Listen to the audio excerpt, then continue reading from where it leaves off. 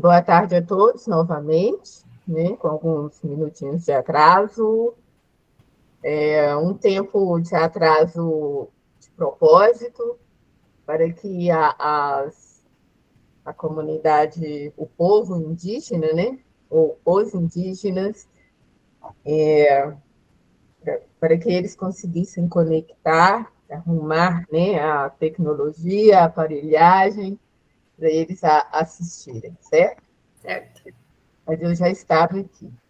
Então, professor Francisco, da banca, professor doutor Francisco de Vige, da Universidade Federal do Norte do Tocantins, professor doutor Manuel Morivaldo Santiago Almeida, da Universidade de São Paulo, a USP, e também da Unemate.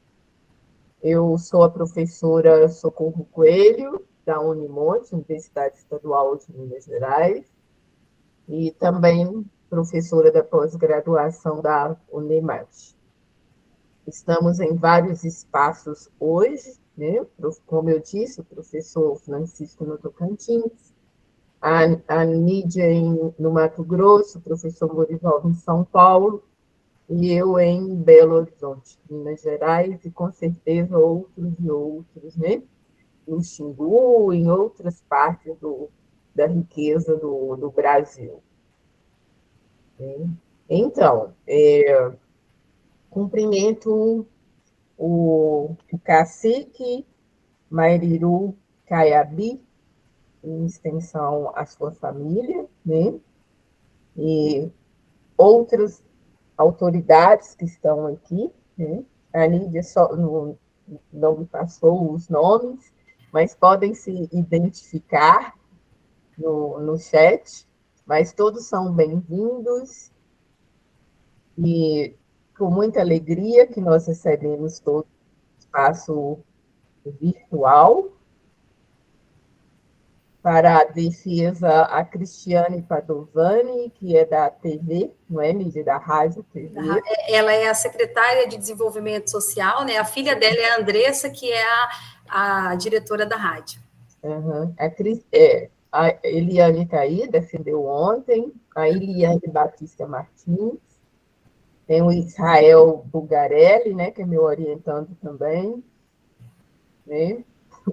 É marido da Nietzsche, né? Uhum. Essa orientando Jane, também. Jane Caiabi está aí, a Karina, o Lincoln, a Lívia, esse PBC É a FM da rádio. rádio, É a né? rádio. A Uhum. Regiane, a Rosângela, a Sandra, Tatiane e mais alguns que estão aqui, né? Boa tarde novamente. Repito, todos são muito, muito bem-vindos para a defesa da mídia, né? Sobre um estudo sociolinguístico sobre o povo Caiabica vai VT, da aldeia Poré, Marcelândia, Mato Grosso, Brasil. Porque tudo isso é do Brasil. Né? A defesa ela funciona da seguinte maneira: a Nídia terá até 20 minutos, né? Hoje vou deixar 2 minutinhos a mais, em homenagem ao povo Caiabi, para ela dedicar esta apresentação a eles.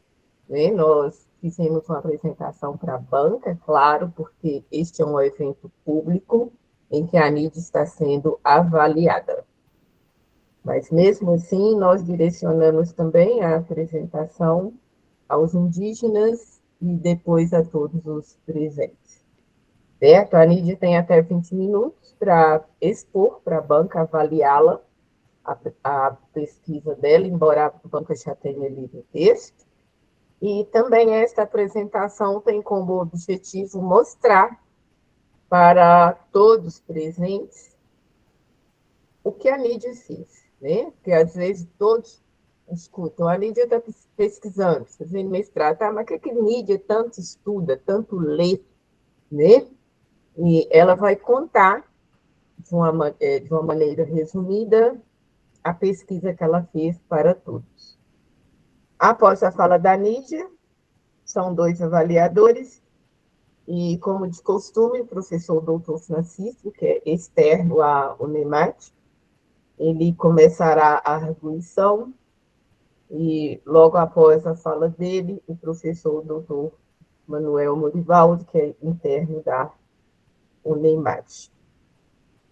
Logo após o período, essa etapa de avaliação, a banca vai reunir em um espaço separado, em poucos minutos, tá? Prometemos.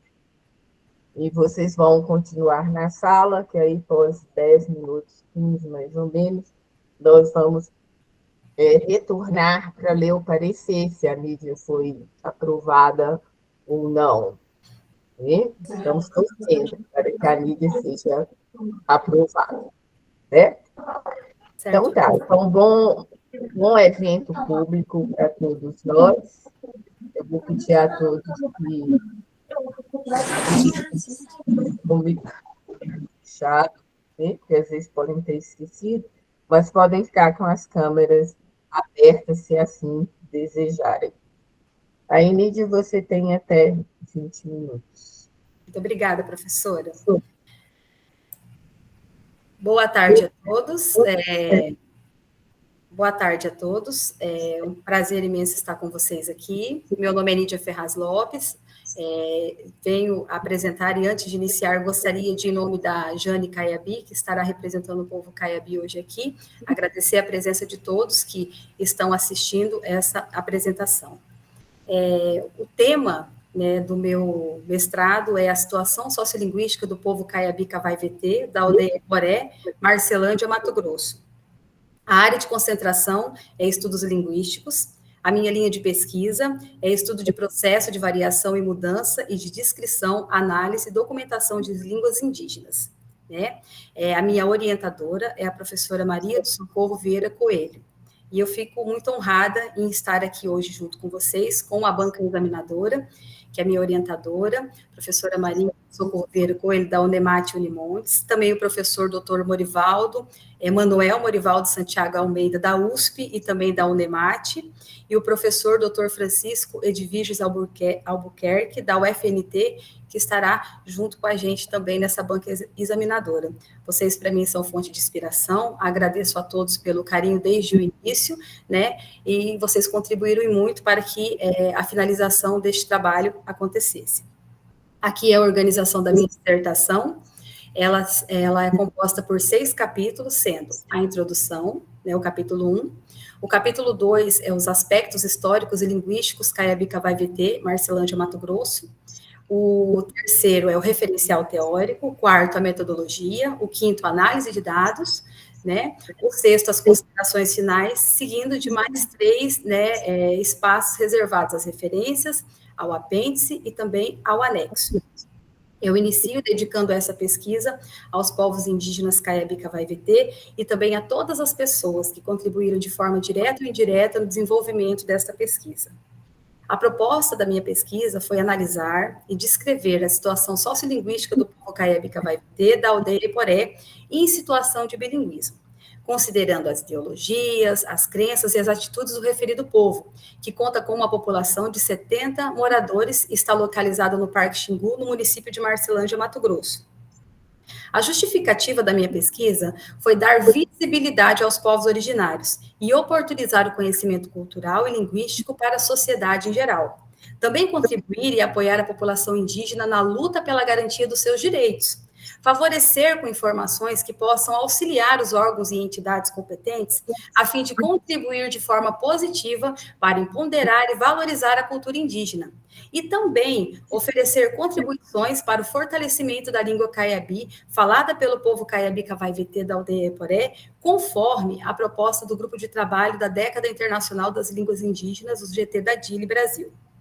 Os objetivos dessa minha pesquisa, o geral, foi em analisar a situação sociolinguística do povo Caiabi, Cavai-VT da comunidade Aiporé em situação de bilinguismo. Já os objetivos específicos, né, foram descrever o conteúdo do sócio histórico do povo Caiabi-Cavai-VT da comunidade Aiporé, no Parque Xingu, em Marcelândia, Mato Grosso, registrar e discutir a convivência linguística na comunidade, apresentando os aspectos sociolinguísticos observados, e apontar as principais crenças e atitudes linguísticas dos povos indígenas neste local. Os meus pressupostos teóricos foram da sociolinguística, Calvé 2002, Coelho 2010, Labov 1972-2008, Santos 2016, Taralo 2000 e etc. Línguas indígenas brasileiras foi Albuquerque 1999, Rubim, Bonfim e Meireles 2022, D'Angeles 2011, 2012, 2014, Rodrigues 1986 e etc. Línguas em Contatos, Gonçalves e Andrade, 2007, Menezes, 2017, Monteagudo, 2012, etc. Referências da área de foco do estudo, concentrou-se em teses, dissertações, artigos, capítulos de livros e etc. Eu trago aqui para vocês, no contexto da minha pesquisa, se vocês puderem acompanhar comigo, 2 mapas, a localização de Marcelândia, Mato Grosso, e também a localização da terra indígena Caiabi da aldeia Aiporé. Para ficar mais fácil essa observação, eu trago o primeiro mapa, que traz aqui, como vocês podem observar, ao lado, o mapa do Brasil, que está localizado no estado de Mato Grosso, né? Embaixo, nós temos o mapa do estado de Mato Grosso, que vocês podem ver que em vermelho está o município de Marcelândia, que está ao lado, né, que vocês podem observar aí o nosso município de Marcelândia, Mato Grosso. No próximo mapa, eu trago a localização da terra indígena Caiabi, que está dentro do Parque Xingu, né? No mapa, na cor verde, vocês podem acompanhar o Parque Xingu, já ao lado de Marcelândia. Neste ponto preto, eu trago essa imagem de satélite já da aldeia Aiporé, que vocês podem estar acompanhando na imagem. Aqui, para ficar mais fácil a visualização, eu trago a imagem do encontro do rio Arraia com o rio Manito, que é o Manito Sauamissu, né, mais popular aqui na região com o rio Manito. Eles desaguam, né, no rio Xingu. Então, vocês podem estar observando na primeira foto, na segunda, e ali na terceira, né, que é esse entroncamento que faz aí dos 2 rios. Já aqui na sequência, para ficar mais fácil ainda o acesso para quem está assistindo essa apresentação, eu trago a localização das 12 aldeias que compõem aqui a região de Marcelândia, né? Como vocês podem ver em destaque ali no quadradinho vermelho, está a aldeia Aiporé. Agora eu quero falar um pouco para vocês sobre os aspectos históricos, linguísticos e culturais do povo Caiabi-Cavai-VT de Marcelândia, Mato Grosso. Para dar início a essa fala, eu gostaria de contemplar que os caiabis, eles vêm resistindo com vigor, né, às invasões de suas terras, né, ancestrais, por empresas seringalistas nas histórias, né, antigamente.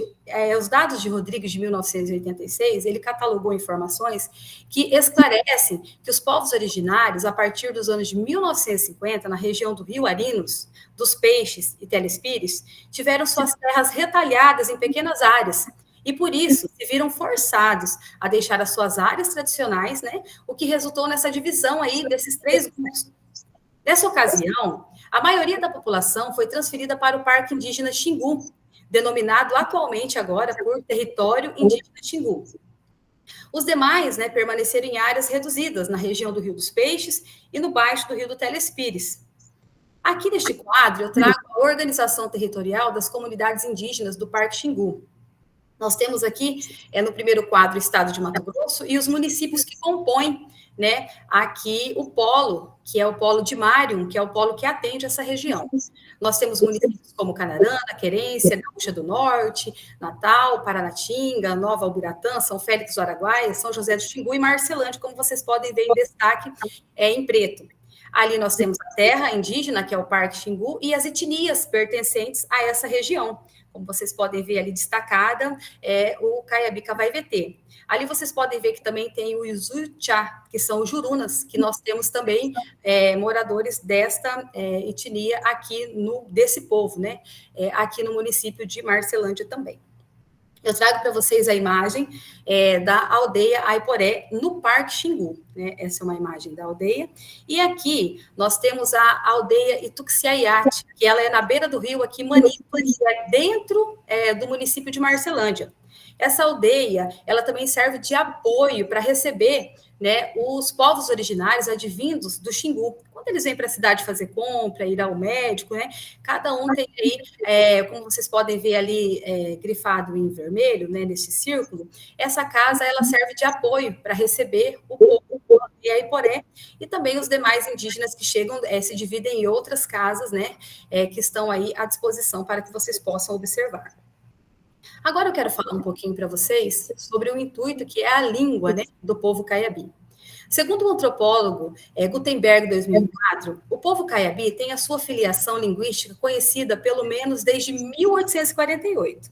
No final da década dos anos de 1990 para cá, os caiabi estão envolvidos em um processo de resgate de sua história, formando um acervo de documentos do Parque Xingu, que poderá sustentar tanto o trabalho político da Associação da Terra Indígena Xingu, quanto o das escolas indígenas, né, que fazem parte, e de outras áreas onde existem representantes caiabis.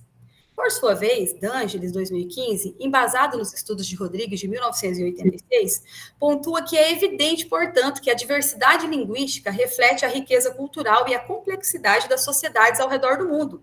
Cada análise linguística nos permite mergulhar em diferentes aspectos da vida desses povos, captando as nuances das mudanças culturais, regionais e pessoais que influenciam o desenvolvimento das línguas. Aqui eu trago para vocês o dicionário Caiabi português, ao qual o cacique Mairiru Caiabi me entregou, né? Trago um exemplo na lateral ali deste dicionário, que foi compilado por Elga Eis. Esse dicionário ele foi produzido em 2005, né? E é este dicionário que eles utilizam na comunidade, né? E tem um desempenho fundamental, né? Com o papel de servir como referência educacional e linguística para o ensino da escrita caiabi, tanto para as crianças quanto para os membros da comunidade. Aqui eu trago para vocês, existe a Escola Central Panacu, que tem aí 8, né, salas anexas. Eu trago uma das imagens para vocês. Aqui nós temos essa foto dos estudantes, né, que estão aí em sala de aula. E eu gostaria também de falar um pouquinho para vocês, né, depois dessa imagem, de falar um pouco sobre a língua, né, sobre mostrando o dicionário para vocês. Agora falar um pouquinho sobre como que eles sobrevivem à questão alimentícia do povo caiabi. Eles sobrevivem da produção de mandioca, milho, polvilho, amendoim, banana, abacaxi, batata, inhame, cará, entre outros produtos. Né, sobre a caça, o cacique, ele relatou o seguinte: aqui na comunidade nós criamos porco de casa, também nós temos criação de gado, essas são as palavras dele, tá? É porque assim o acesso para nós está difícil para trazer um animal para cá para criação. A gente tem vontade de criar porco de casa, que é suíno, e gado também, mas infelizmente não temos acesso na estrada, então fica difícil. Então nós criamos só frango mesmo. Essas são as palavras do cacique Mairiru Caiabi.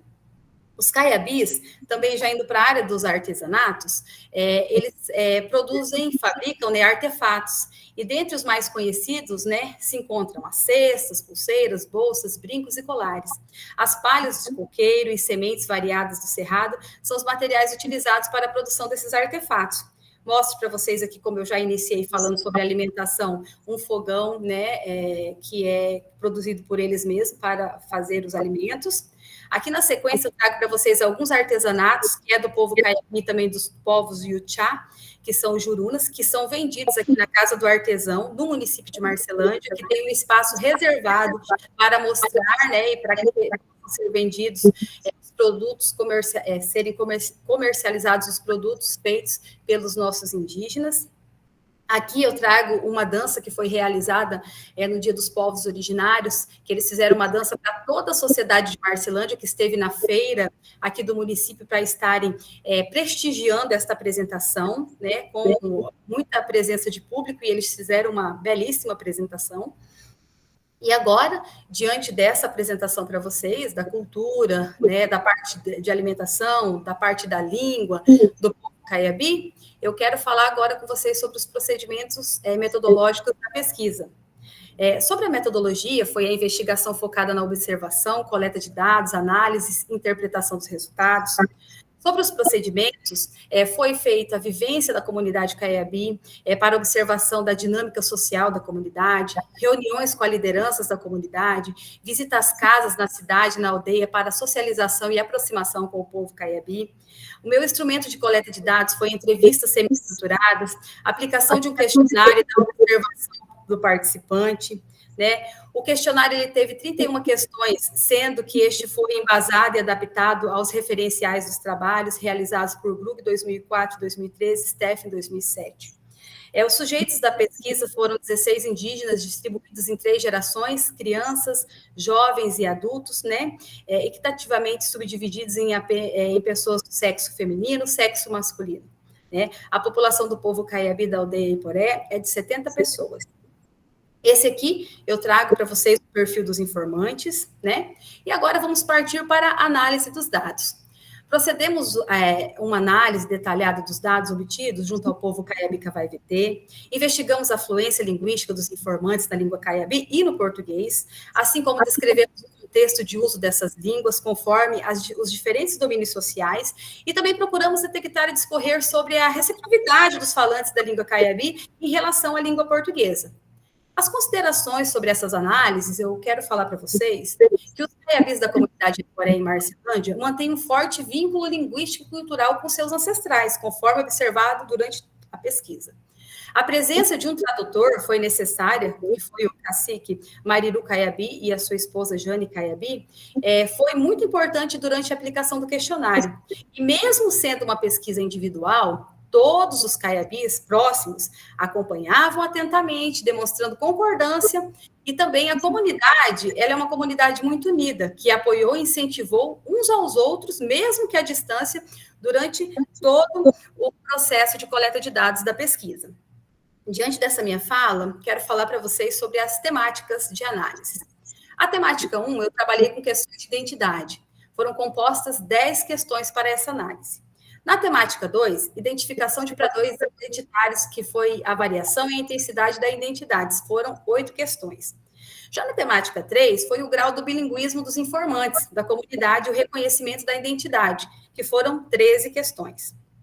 Sobre a temática 1, questões de identidade, dos 10 questionamentos, os 5 desses 10 questionamentos tiveram 100% de concordância nas respostas, que foram as seguintes interrogações.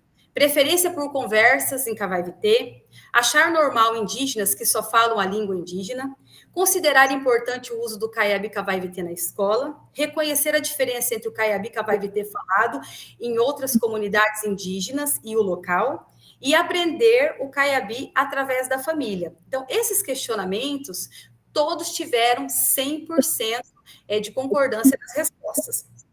Né? A temática 1 destacou a importância da língua materna na vida dos Caiabi, fortalecendo a identidade linguística do povo pesquisado. Ficou evidente que a língua Caiabi-Cavai-VT é essencial para a identidade do povo Caiabi, enquanto o português é utilizado como segunda língua. Já na temática 2, a intenção foi a intensificação dos padrões identitários, né? Na análise dos padrões identitários entre os Caiabis da comunidade Iporé, por sexo e faixa etária, essa realidade se mantém, embora de forma mais diversificada, né? 3 questões, né, obtiveram 100% de concordância, que foram a importância dos filhos aprenderem o Caiabi-Cavai-VT com os pais, a inexistência de situações em que sentem vergonha de falar a sua língua, Caiabi-Cavai-VT, e a identificação do Caiabi-Cavai-VT através da língua, hábitos e costumes. Ao falar desse tema, todos, né, concordaram que sim, que é importante, né, falar a sua língua, e eles não sentem vergonha em momento nenhum da sua língua, né? Então, assim, é muito importante pontuar essa informação. Diante disso, podemos dizer que os padrões de identidade dos Cavai-VT está intimamente ligado à cultura e à língua da comunidade, refletindo as preocupações em preservar e valorizar a sua ancestralidade e também a língua, né, do seu povo. Sobre a temática 3, grau de bilinguismo dos informantes, houve uma variedade de respostas, não alcançando o total, né, de consenso em algumas questões de 100%. mas quase, né? Muitas questões ficaram próximas ali. Ao contrário da temática 1 e 2. Isso, eu quero dizer para vocês, que evidencia a diversidade de grau de bilinguismo na comunidade. Por exemplo, inclui a preferência pelo uso da língua em locais como mercado, farmácia e hospital na questão 19. Todos eles, né, usam o português quando necessário, mesmo preferindo ter a língua caiabi como oficial, mas se precisar, eles usam o português sim. Além de situações em que ambas as línguas são faladas, como na questão 22, eles também modificam, dizendo que, se necessário, em qualquer ocasião, falam o português. E é possível a mistura também entre o português e a língua indígena. Na questão 23, eu fiz essa pergunta, né, para eles, se tem como estar falando português e, de repente, misturar com a língua deles, e a resposta foi sim, que eles misturam. E aí eu fui estudar um pouco sobre isso também para estar falando com conhecimento de causa para vocês, e Calvé 2002 discute a prática da mistura das línguas, onde os indivíduos que lidam com duas línguas podem entrelaçá-las no discurso, resultando em enunciados bilíngues, né? Na pesquisa da comunidade estudada, 68,75% dos entrevistados relataram utilizar essa dinâmica linguística, né? Conforme a análise de dados da questão 23 sobre essa mistura. Então, aí, né, também já embasando em Calvé a fala do povo da comunidade Aiporé, que diz que também mistura as línguas. Agora eu trago para vocês as minhas considerações finais, né? A pesquisa analisou a situação sociolinguística do povo Caiabi-Cavaivitê da aldeia Aiporé, caracterizada pelo bilinguismo, e considerou as ideologias, crenças e atitudes do grupo. Segundo Rubim, Bonfim e Meirelles, 2022, a identidade de um povo está profundamente ligada à sua língua. E para os indígenas, a perda da língua significa uma desconexão espiritual. Apesar de bilíngues, os Cavaivitê da aldeia Aiporé priorizam a sua língua materna em interações reais. Quanto aos objetivos específicos, descrever o quadro sócio-histórico do povo Caiabi-Cavaivitê da aldeia Aiporé, localizado no Parque Xingu, do município de Marcelândia, Mato Grosso, eu digo que, atualmente, os povos originários estão se reconectando para defender os seus direitos, cientes, né, que teve uma marginalização histórica causada pelo processo de colonização. Baseados em suas experiências históricas, eles procuram preservar integralmente a sua cultura, especialmente a sua língua, como evidenciado na análise de dados coletados junto à comunidade estudada. Sobre registrar e discutir os fatos de convivência linguística da comunidade, apresentando os aspectos sociolinguísticos constatados, a língua da aldeia Aiporé é considerada viva e plenamente ativa, sendo classificada como uma língua forte de acordo com o De Angelis 2014. Os Cavaivitê ocupam o primeiro lugar nessa classificação, diante de tudo que foi estudado, pois continuam a praticar as suas tradições linguísticas e preservar a sua língua materna. E aí, já sobre o objetivo específico, terceiro, apontar e discorrer as principais crenças e atitudes linguísticas reproduzidas pelos indígenas no espaço geográfico estudado, é fundamental valorizar a presença crescente dos povos indígenas em todas as esferas sociais, lutando diariamente por sua autodeterminação e buscando conhecimento. Muitos deles já estão formados e inseridos no mercado de trabalho, resultado das inúmeras resistências indígenas em todo o mundo, na luta pelo respeito à vida do seu povo, espiritualidade, território e tradições. Conforme Rubim, essa mensagem, para finalizar, eu quero deixar para todos vocês que estejam assistindo essa apresentação, que ela é muito importante. Rubim diz o seguinte: o lápis, a flecha, como um símbolo, né? Porque muito se usava a flecha como um símbolo dos povos originários. Mas a Rubim traz que agora é o lápis, esse símbolo de resistência, né? Que é uma adaptação dos povos indígenas ao contexto contemporâneo, que ressoa como um chamado à ação. Essa metáfora evidencia a importância de políticas públicas que fortaleçam as línguas indígenas, substituindo a violência colonial pelo conhecimento como ferramenta de empoderamento. Organizar uma agenda de políticas que promova os objetivos linguísticos dos povos originários é crucial para preservar as línguas e culturas. A imagem que ilustra a união, essa imagem que eu quero deixar sobre os povos da aldeia Aiporé, o povo Caiabi, é a união cultural e linguística do povo, desta comunidade, que assume um significado poderoso, representando a resiliência desses povos na luta pela preservação de suas raízes, em meio aos desafios enfrentados ao longo dos séculos. Evidenciamos, portanto, nessa pesquisa, nessa dissertação, a relevância de se reconhecer e valorizar essa luta contínua pela manutenção da diversidade linguística e cultural dos povos indígenas. É nesse sentido que esperamos ter contribuído para a academia e para a sociedade. Dizer que os povos, né, originários, eles são presentes na nossa vida, na nossa história, estão e sempre estarão, e nós devemos conhecer cada vez mais. E é diante disso que eu trago agora essas lindas fotos, né, essas fotografias do povo. Nessa primeira, as crianças, as mulheres e os homens, casais da aldeia, plantação deles, crianças, escolas, casas, né? As minhas referências.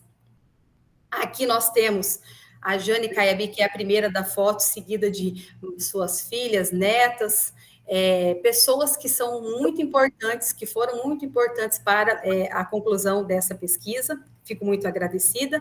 Também trago essa mensagem de obrigado a todos vocês que me acompanharam até este momento e finalizo assim a minha apresentação.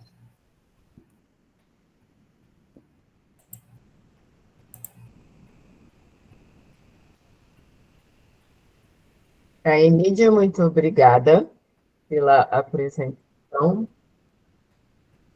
E agora, né, eu passo a palavra para o professor Francisco Edviges, da Universidade Federal do Norte de Tocantins, a quem agradeço novamente por aceitar o convite e por ter contribuído com a pesquisa da Nídia desde 2022, final de 2022, ao longo de 2023, né? E agora com a defesa. Muito obrigada, professor. Boa tarde, professora, né? Boa tarde, Nídia, boa tarde a todos, né? E quero deixar aqui também os meus agradecimentos à professora e à Nídia, ao professor Manuel também, por estarmos juntos mais uma vez e podendo contribuir com o trabalho da Nídia, para que realmente o trabalho dela seja realmente um trabalho de alta qualidade, como já o é, né? Eu agradeço a todos presentes, né, aqui, por estar conosco nessa tarde. E Nídia, primeiro eu quero te parabenizar e dizer que teu trabalho está um trabalho excelente, as minhas observações também são pouquíssimas, né? Espero que, mesmo sendo poucas, elas possam contribuir com o seu trabalho, né? E com a relevância do seu trabalho, com a importância do seu trabalho para o povo Caiabi, porque é um trabalho, como eu falei ontem, é um trabalho que vai contribuir muito para a educação escolar desse povo, porque uma pesquisa na área da sociolinguística, né, o objetivo maior dele é exatamente esse, né? É contribuir para a educação escolar do povo, que hoje a educação escolar indígena está aliada diretamente à educação indígena, né? A educação indígena é aquela que se passa, como você falou, né? Aquela que se passa aí pelos conhecimentos ancestrais do povo, né? Os familiares que repassam esses conhecimentos para as crianças. Quando eu falo conhecimento, tanto na área nas questões linguísticas, culturais e etc., né? Então, isso é muito importante. Mais uma vez, parabéns. Então, as observações, como eu falei, foi porque, com base nas suas observações, né, que ficaram bastante claras, e você, né, como centro da comunicação, parabenizo, que fala muito bem, né, expôs muito bem seu trabalho, né, e nem todos têm esse dom, eu, por exemplo, não o tenho, né, então, mas, parabéns. Então, Nídia, veja, a gente, na verdade, vai ser quase meio que uma conversa, né, entre nós aqui, para que realmente tá. Então, quando, aqui no seu resumo, tá, são pouquíssimas, o seu trabalho também, eu creio que tenha ficado, não sei se ficou sem página, porque eu também, eu tive que passar para o Word, porque eu gosto de transformar no Word, porque lá, dentro do próprio texto, a gente já faz as observações, né? Então, aí aqui, quando você fala, né, no início, em que você diz que, para desenvolver o tema, né, definimos como objetivo geral analisar a situação. Na verdade, você acrescenta o termo descrever, porque você analisou e descreveu a situação sociolinguística, tá? Analisar e descrever, porque isso é muito importante para você. tá? Porque você não fez sua análise, você também descreveu, tá? Embora você tenha falado de descrição na frente, mas não na descrição linguística propriamente dita, né? E aí você fala das crenças e atitudes, aí eu acrescentei atitudes linguísticas, e como o professor ontem falou, acrescentei também identidade aí, que também já é, né? Porque quando você fala de resistência ao longo do, né, do seu texto, você está sempre falando de resistência, e isso é muito importante. É o que os povos indígenas brasileiros têm feito hoje, ao longo desses anos, é resistir, né? Eu costumo dizer que quando o Brasil foi invadido, em 1500, aqui eram aproximadamente faladas 1.300 línguas indígenas. Hoje, quantas línguas indígenas temos? Né? Segundo o professor Arion, entre 170 e 180 línguas indígenas. E com esse novo censo agora de 2023, né, isso, já tem dados que as línguas indígenas, né, diminuíram. Né? Ou seja, o povo indígena não diminuiu, mas as línguas sim. Né? Então, quais foram esses fatores que contribuíram para que as línguas indígenas brasileiras diminuíssem, né? Então, e outro fato importante, quando você falou lá da população indígena, acho que você estava citando a Elga Vessi, né? Sim. Que ela falava que era aproximadamente 1.000 e tantas pessoas, hoje só tem 70, né? Você está vendo, só tem 70 aí na sua aldeia, então o povo foi praticamente dizimado. E um povo que, mesmo com a população altamente reduzida, eles ainda resistem, ainda continuam falando a língua, né? A sua língua de origem, e isso é um motivo e é um sinal de alta resistência que esse povo vem adquirindo ao longo desses anos, né? Então, eu vou me ater aqui no que eu escrevi, para depois, né, eu falar um pouco sobre o que você falou, que é muito importante. As fotos também falam muito, né? Essa parte mais teórica, eu não me ative muito, porque você foi citando os teóricos, eu acho que isso, né, é menos, como é que eu te falo assim, já tem uma relevância, mas quando se trata de questões relativas à análise dos dados, eu acho que isso é mais importante para que a gente possa comentar. Até porque você tem descrito isso muito bem. Os seus mapas também são muito importantes, porque numa pesquisa os mapas falam por si só, né? E eu acho que isso é muito importante, né? Então, aqui quando você fala, no 2.2, tá? Aqui tem página 23, você diz assim, os Caiabi vêm resistindo com vigor. Aqui é importante você, na sua fala você disse, resistindo o quê? Não é? Eles vêm resistindo. Né? Aí você falou de outros fatores, mas em especial a resistência para a manutenção da língua e da cultura desse povo. Deixe isso bem claro, tá? Porque o seu trabalho é um trabalho muito importante, é um trabalho que vai contribuir para outras pesquisas, né, brasileiras, não só do Mato Grosso, mas do Brasil de modo geral. Quem trabalha com situação sociolinguística de um povo, com certeza vai citar você, tá? Então, essa resistência também é nesse sentido, a resistência na língua e da cultura, tá? Tá. Tá. Aqui, quando você falou das aldeias também, é muito importante. Eu sei que quando você está falando de contato linguístico, né, a gente sabe que o contato que você está falando, embora haja vários povos aí no município, né, então, mas o contato que você está falando é o contato entre esse povo, né, que você está falando de língua portuguesa e de língua caiabi, não é isso? Isso. E assim, tem uma autora, né, que por sinal foi minha orientadora de doutorado, que é a Maria Jussara Abraçado de Almeida, que ela é da UF, né, da Universidade Federal Fluminense. Ela tem um material, ela trabalha com língua de contato, e o trabalho dela é muito importante. Ela tem, eu não me recordo como é que é o nome da pesquisadora, mas ela tem um projeto que é entre Brasil e a Universidade de Aveiro, em Portugal. Eu não me recordo o nome da pesquisadora lá com a qual ela trabalha. Eles têm esse projeto e eles publicam material muito importante quando se trata da questão da língua de contato, tá? Depois, Maria Jussara Abraçado de Almeida. Se você puder depois dar uma olhadinha, eu acho que fica legal. Embora, para você entender bem o que é contato de língua ou língua de contato. Não que você possa mais colocar no seu trabalho, porque o seu trabalho realmente não diz respeito a isso, né? O contato que você está falando aqui é o contato dos falantes de português com os falantes caiabi, tá? Tá. Então, outro detalhe importante aqui, que quando você trata de terra, tenha o cuidado. Então, hoje não se fala de terra, porque terra, quando se fala de terra indígena, está relacionada à questão documental. E quando se trata de terra no sentido em que eles convivem, que eles moram, aí é território, tá? Territórios indígenas. E só também,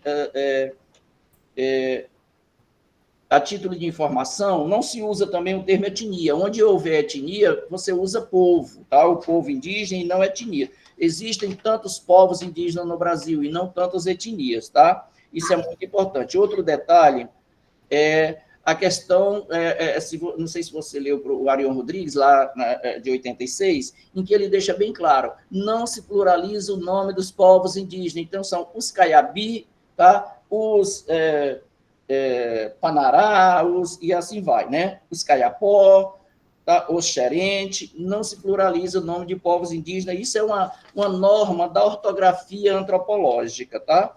Veja isso depois direitinho e vamos passar para frente, né? Deixa eu me ver aqui onde é que eu fui anotando, porque, como eu lhe falei, eu fiz poucas anotações no seu trabalho, tá? Aqui no 3.2, né, a língua caiabi, quando você fala, também conhecida caiabi, a língua caiavete, né, da família linguística tupi, da tupi-guarani, pertencente ao tronco tupi. Aqui você cita Arion Rodrigues, tá? Porque quando você fala isso, você tem que dizer que foi o Arion Rodrigues que falou isso, tá bom? Tá. Para evitar qualquer comentário posterior, tá? Veja isso direitinho. Deixa eu me passar. Eu achei legal quando você trouxe o dicionário da Elga Verse. Eu tenho esse dicionário, né? Porque quando eu fiz mestrado, eu era curioso. Então, naquela época, o material do Summer, você buscava tudo em Porto Velho, né? Porque o Summer, na década de 50, ele veio para o Brasil, veio para o Brasil, mas ficou em Brasília, né? No Museu Nacional. Era um programa era um convênio que tinha Museu Nacional, SPI e Summer. E quando eles foram expulsos do Brasil na década de 54, 55, posteriormente eles voltaram, continuaram lá. Mas com a criação da capital brasileira, eles foram para Porto Velho. Eu não sei se ainda estão lá hoje, né? E o Summer foi para lá, e até porque o povo envelheceu também, né? A maioria já faleceu, né? E aí eu pegava esse material todo pelos correios, você pagava por página. O dicionário tinha tantas páginas, a gente comprava o dicionário pela quantidade de páginas. Hoje não, já está tudo na internet, você baixa, está tudo lá, né? Isso é muito importante. Está hoje ainda.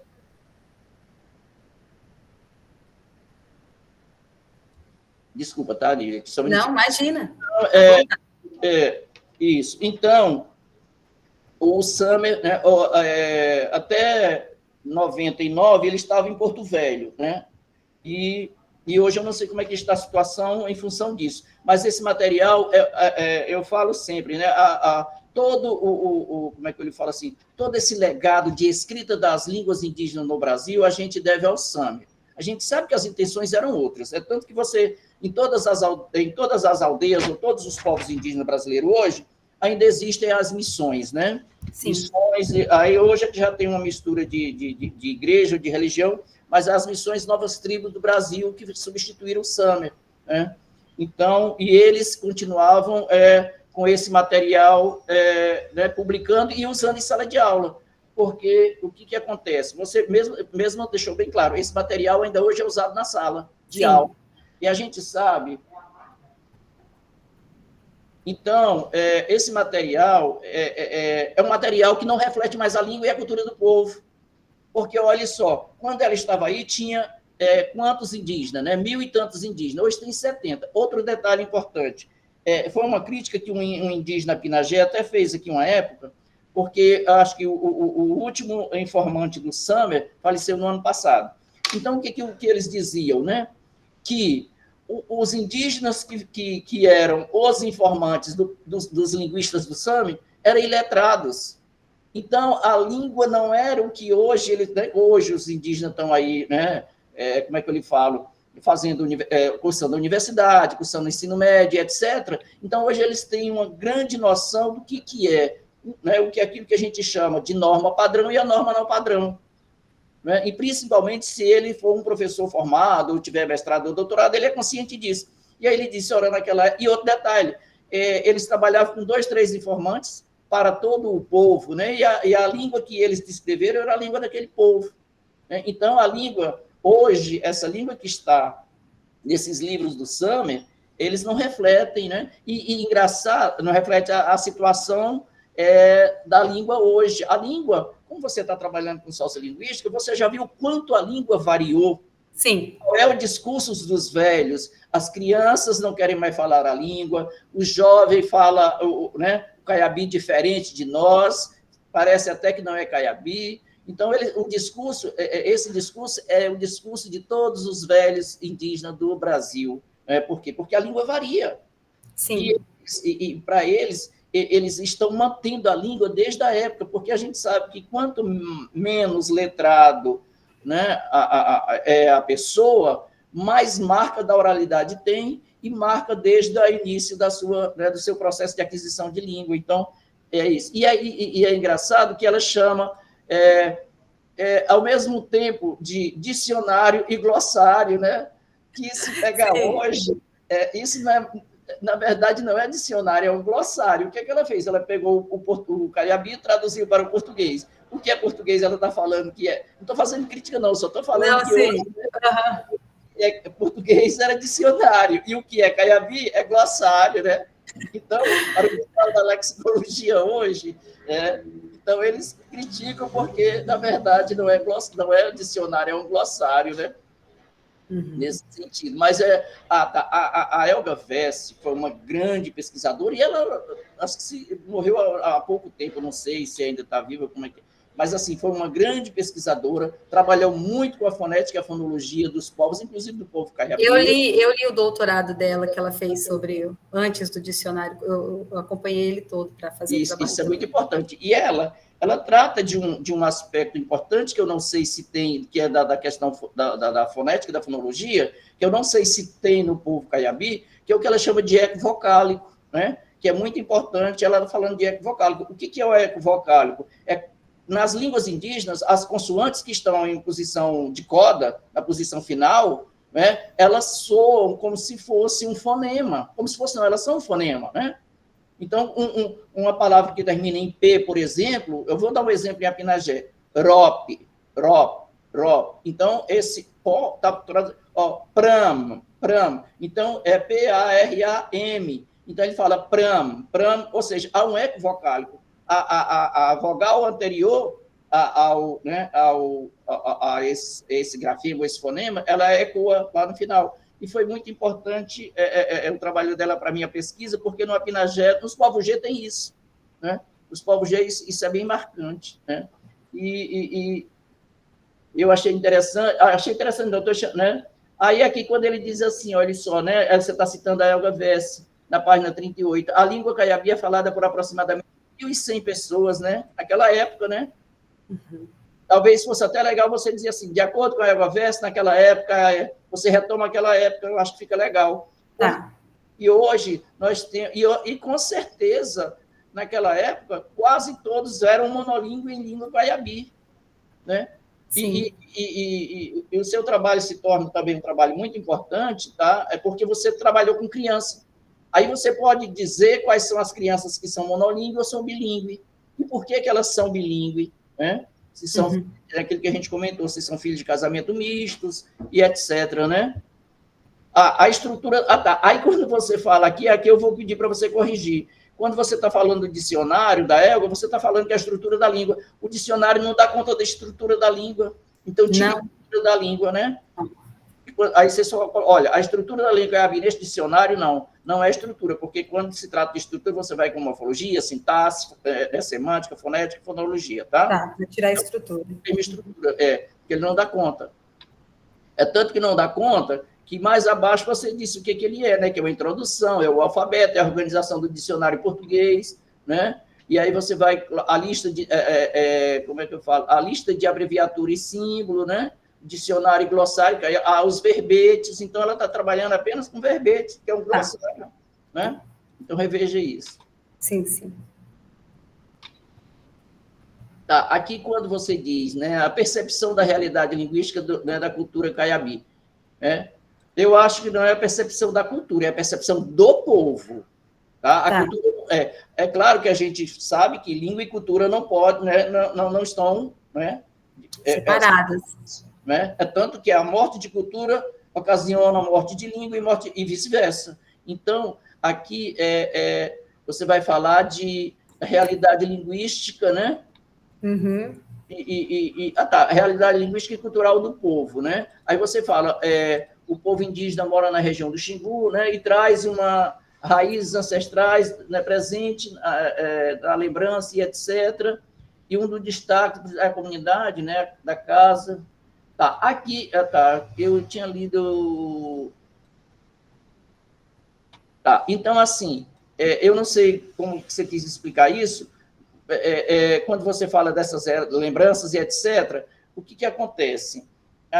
No Brasil, né, talvez o que você quis dizer, talvez, eu não sei, me perdoe se eu tiver feito uma leitura equivocada, é que talvez há muito empréstimos do caiabi na região. Por quê? Porque o caiabi é uma língua tupi. E no Brasil, só quem deu o empréstimo linguístico para a língua portuguesa foi o tupi-guarani. Tá? As outras línguas, não. Se você observar, nenhuma outra língua, nem língua G e etc., não. Só o tupi-guarani que deu, né, empréstimo, né, que cedeu empréstimos, tá bom? Ou não cedeu, ou né, o português tomou emprestado, desculpa. Porque para ceder teria que ter um acordo, né? Então, aí você vem com o seu referencial teórico certinho, direitinho, né? Agora, eu vou também pedir para você corrigir na página 48, quando você diz assim, resta por óbvio, né? Tire a palavra óbvio, porque é uma pesquisa, né? E em pesquisa nada é óbvio. Em pesquisa você tem que registrar, né? Documentar, né? Descrever, analisar e etc. Tá? Tá. E deixa eu ver mais o que você foi falando aqui. Eu estou passando aqui. Tá, na página 55,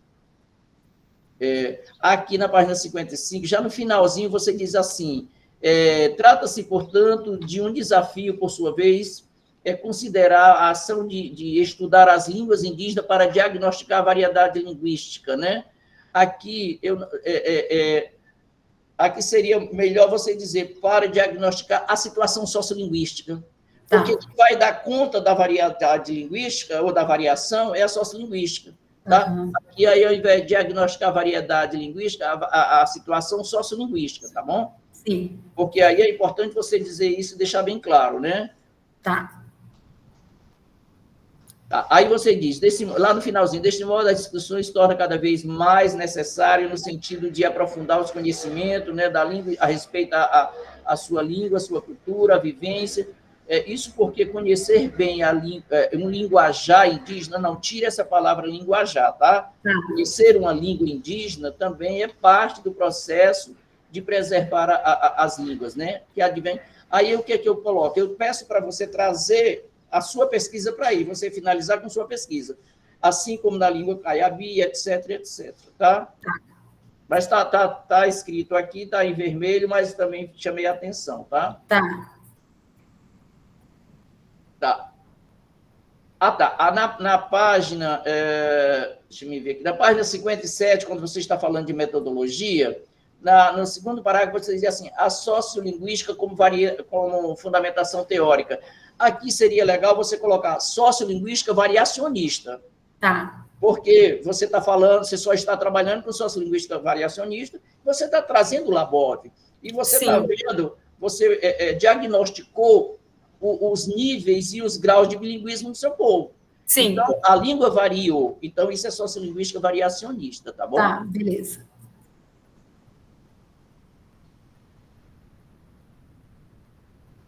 Deixa eu ver aqui, deixa eu passar mais um pouco. Eu não vou me ater muito, não, tá? Para eu não tomar tempo, tá? Aqui,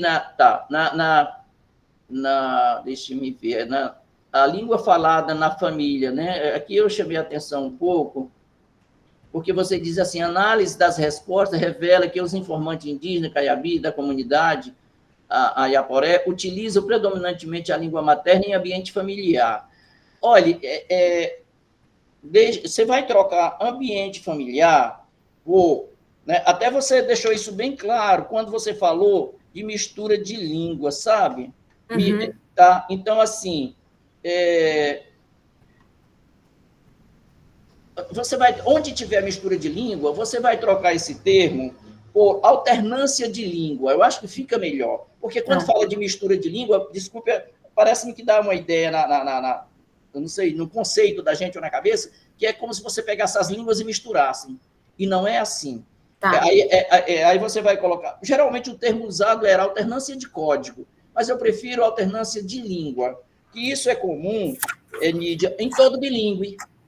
Todo bilíngue, isso é indígena, é não indígena, por exemplo. Digamos que um americano venha para o Brasil e está falando português, e de repente ele vai falar saudade. Não existe saudade na língua inglesa, então ele vai usar saudade, e isso é uma alternância de código, ou alternância de língua, tá? Entendi. Isso é comum. Da mesma forma que os indígenas, digamos, os Caiabi estão falando, né, falando, e de repente tem a palavra, digamos, trator, que não tem na língua deles. Eles vão falar, se eles não fizerem uma adaptação morfofonológica, eles vão usar trator em português. Isso é alternância de código. E não é empréstimo, tá? Tá. Não é empréstimo. É alternância. Isso, é. E o outro detalhe, quando você fala nessas relações sociais, e você citou um exemplo de compra, uma coisa assim, nessas relações, né? Sim. Então, deixe claro assim, nas relações intragrupo, que é entre Caiabi e Caiabi, eles usam a língua indígena ou a língua materna, como você queira. E nas relações intergrupo, que é entre Caiabi e não indígena, ou entre Caiabi e outro indígena que ele não domine a língua dele, ele vai usar o português. Tá? Nas relações intragrupo indígena e indígena, você usa Caiabi. Nas relações intergrupo, o português. Porque isto é o comportamento linguístico dos bilíngues, tá? Tá. Isso é fato para todos os bilíngues, tá? Aqui, tá, já no fim, deixa eu ver, na página 67, quando você diz assim, levando em conta, etc., né, ficou claro que a comunidade linguística analisada era bilíngue. Não põe é bilíngue, põe no presente, tá? Se você disser que ela já não é mais. Entendi. Tá? Tá. Tá. Aqui na página 69, tá? Eu estou pedindo, quando você diz assim, já na faixa etária de 27 a 50 anos, tanto os informantes do sexo masculino quanto do sexo do feminino quanto do masculino preferem a opção B, português, não é isso? Aí diz assim, representando 18% cada, totalizando uma representatividade. Esse seu texto aqui ele ficou meio truncado. Eu estou pedindo para você dar uma lidinha e fazer... Melhorar. Isso, melhorar o texto, tá? Tá. Aí mais abaixo você diz assim, aí você diz que, né, no mesmo parágrafo, você diz assim, é importante ressaltar que o entrevistado que fala português também é falante nativo da língua caiavete, né? Então, assim, não fale isso, você diz que ele é bilíngue. Tá. Você diz que ele é bilíngue, se ele falar as duas línguas, ele é bilíngue, né? Certo. Aí você diz assim, quando questionado sobre qual língua prefere utilizar na presença de visitante, aqui, na presença de visitante, se ele for não falante, aqui que é relação intergrupo, tá? Entendi. Usa português. Então, aqui, ao invés disso, na presença de visitante, você fala nas relações intergrupo, tá? Que aí ele vai falar português. Por que ele vai falar português? Porque sei lá, o ouvinte dele, o colega dele, né, não sabe a língua. Então, e como ele é bilíngue, ele vai optar pelo português. Certo. Ok? Veja isso. Deixa eu ver mais alguma coisa. Tá. Já na página 72, eu não sei se o meu tempo tá, professora, se o meu tempo tiver, pode me falar que eu sei do tempo aí que acho que eu estou me estendendo muito. Aí você fala, conforme, aí você vem citar Carajá, né, Albuquerque, Almeida, aí você diz assim, o que eu pedi assim? Aí aqui, quando você citou aqui, eu pedi só para você fazer uma pequena análise da sua interpretação dos dados, sabe? Tá. Só para você fazer uma análise para ficar melhor o seu trabalho. Porque o seu trabalho está ótimo, né? Então, assim, as suas análises que tem que estar mais consistente, mas isso tá? Tá. Aqui na página, deixe-me ver, na página 78, quando você... tá, e você fala, enquanto a faixa etária é entre 18 e 16 anos, né, apresenta 31% dos entrevistados, e etc. Aí aqui você só descreveu, não fez uma análise. É bom você dizer o porquê que isso aconteceu, tá bom? Tá. Faça uma análise aqui de um parágrafo, no máximo, para o seu trabalho ficar bem redondo, né? Porque, assim, Nídia, eu me empolgo muito com esses trabalhos, porque eu acho isso muito importante, sabe? Sim. Quando eu fiz mestrado, eu tinha uma orientadora que não era fácil, né? Então, a gente era obrigado de certa forma, porque tinha que fazer, né? Porque a análise tem que ser feita, e aquilo que eu falei ontem, sempre falo, e já falei na sua qualificação, o seu trabalho vai ficar exposto aí ao público para ser referenciado, né? E isso é muito importante. Você também pode dar continuidade ao seu doutorado, né? E eu acho isso muito importante porque, assim, lá no final, nas suas considerações, você vai deixar bem claro que o seu trabalho traz uma grande contribuição para a educação escolar do povo caiabi, da aldeia tal. Deixe isso porque o seu trabalho é importante. Dê voz ao seu trabalho. E só repetindo, a função da pesquisa sociolinguística é para isso, tá? É para saber que tipo de educação será implantada naquele povo, tá? Tá, aqui na página, deixa eu me ver aqui. Tá. Aqui eu estou pedindo novamente, no finalzinho da sua descrição, na página 88, onde você citou, né, Bonfim e Meirelles, né? Então, faça também uma outra observação de análise dos seus dados, tá? Diga por quê. Tá certo? Por que essas preferências linguísticas, atitudes linguísticas, né? Qual é a política linguística desse povo, se é de manutenção da língua e da cultura, porque isso é muito importante. As políticas linguísticas de um povo só depende deles, não depende de nós. Você pode até fazer um bom trabalho como você fez, mas se eles não tiverem uma atitude linguística no sentido de terem uma política linguística de manutenção da língua e da cultura desse povo, então não adianta, tá? Porque isso tudo vai depender deles, tá? E somente só. Estou lhe falando para, às vezes, você não ficar constrangido. Eu trabalhei tanto e fiz isso, aquilo, outro, mas é assim mesmo, né? O que falta para o povo isso, né? E falta incentivar. E pesquisadores como você ou como os outros que estão dentro da aldeia vão incentivar muito, tá? Vão incentivar com que realmente eles tragam o que é educação indígena para dentro da escola, que é educação escolar indígena, e vice-versa. Esses aprendizagens, essas transmissão de saberes, né? Saberes ancestrais, trazendo os anciões, trazendo isso para dentro da escola, isso é perfeito, né? Mas eu vou encerrar por aqui, porque eu estou me atendo muito, tá? Mas é isso, tá? Parabéns. Tudo está escrito aqui em vermelho, que eu tenho mania de, além de, né, escrever em vermelho. Vou passar para a professora Socorro, para você. E, minha querida, meus parabéns, tá? E sucesso para você, tá bom? Obrigado, professor. Espero ter contribuído, tá? Com certeza, e muito. Lídia, alguma observação? Oi?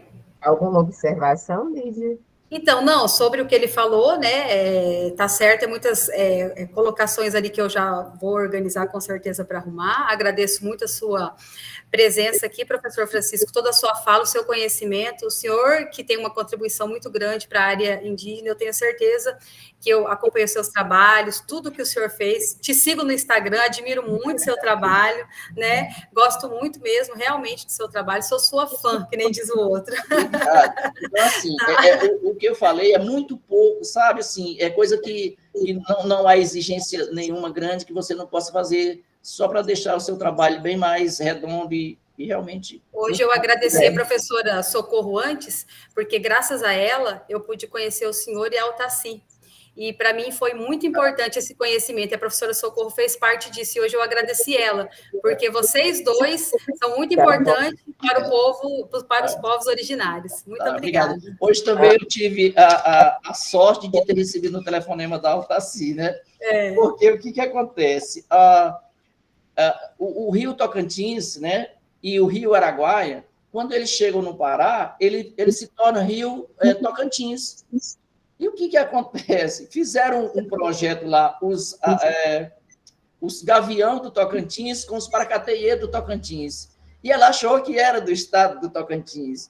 Aí ela me liga, professor, por favor, você conhece esse povo, você conhece essa associação? Porque falei, olha, ela está assim, não, minha querida, gavião, esses gavião aí são gavião do Pará, que estão às margens do rio Tocantins, junto com os Paracateiê. Então, não é estado do Tocantins, é no Pará, né? E eles se denominam gavião do Tocantins, assim como, né, outros povos indígenas que são do Tocantins, mas Tocantins não é o estado, é o rio, né? E isso, eles fazem parte aliás, eles estão no Pará e não no estado do Tocantins. Uma que faz divisa, né? E os rios aqui dividem Pará do Tocantins, e aí ela confundiu. Mas tá bom, então, tá ok. Obrigada, professor Francisco. Acho que a Nídia vai fazer uma observação sobre o número de habitantes. Não é, Tá, eu que agradeço. Sim. Sobre a questão dos números de habitantes, professor, é o seguinte, a aldeia Iporé tem 70 habitantes, mas existem 12 aldeias, né, que têm mais habitantes, ou seja, não é só 70 habitantes que existem indígenas aqui na nossa região. A nossa região ela é composta, dentro de Marcelândia, dentro do território Xingu, por 12 aldeias. Dessas, cada umas tem 70, outras tem 50, 40, ou seja, é uma grande população. Isso do mesmo povo, né? Tá. Aqui nós temos dois povos, que é o povo Caiabi, Cavaivitê, e o povo Juruna e Uchá, né? Então, eles são divididos nessas 12 aldeias que eu falei. Cada comunidade tem um total de habitantes. Os Caiabis da aldeia Iporá 70 e os demais, cada um tem a sua quantidade. Então, deixe isso bem claro, o somatório da população toda. E você vai levar em conta os dados do DICEI. Sim, é o DICEI que eu estou usando, que foi indicação sua, todos são do DICEI. Eu também só uso o DICEI. Então, você fala a população, né, do povo Caiabi de tantos, né? E assim, ótimo. Certo, professor Francisco, novamente, muito obrigada. E eu passo a palavra agora para o professor Manuel Morivaldo, para ele avaliar o trabalho da mídia, né? E desejo boa tarde a todos novamente que entraram, né? Após o meu primeiro boa tarde. E dizer que no final da apresentação da mídia, né, a gente vai deixar um espaço para alguém que queira falar, certo? Após a defesa. Vamos lá, professor Manuel Morivaldi. Bora lá. Bora lá. Seguinte, quanto tempo, Socorro? Faz tempo que eu não te via. Né? De ontem será hoje. Assim também como o professor Francisco, faz muito tempo que a gente não se fala. Né? Seguinte, eu quero começar aqui de novo, né, assim, agradecendo o privilégio de estar nessas duas bancas, que foi uma ontem e outra hoje, né, lidando assunto, para mim, muito caro e muito necessário, né? Se está ficando lugar comum eu dizer isso nas duas qualificações e agora nas duas defesas, né, da importância e da necessidade do trabalho de vocês duas, né,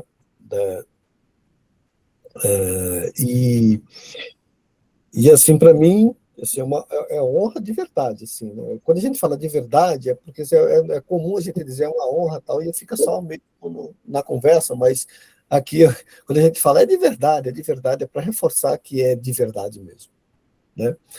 E